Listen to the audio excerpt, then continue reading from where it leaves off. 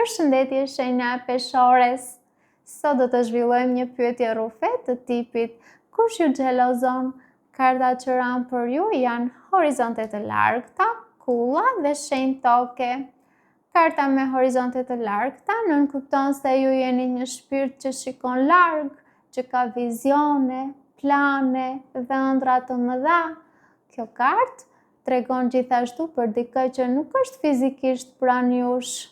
Pra mund të jetë në një qytet tjetër, në distancë gjeografike, apo thjesht në një distancë emocionale, do të thoja. Ky person ka xhelozi për mundësitë dhe qartësinë që ju rrezatoni.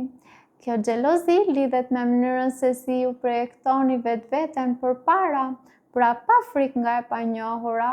Karta kullës, kjo kartë simbolizon vetmin, distancën, përmbajtjen dhe autoritetin, ose të kaluarën, që për mua do të thot më shumë të kaluarën, të paktën kështu më ka rezonuar në leximet e mia personale.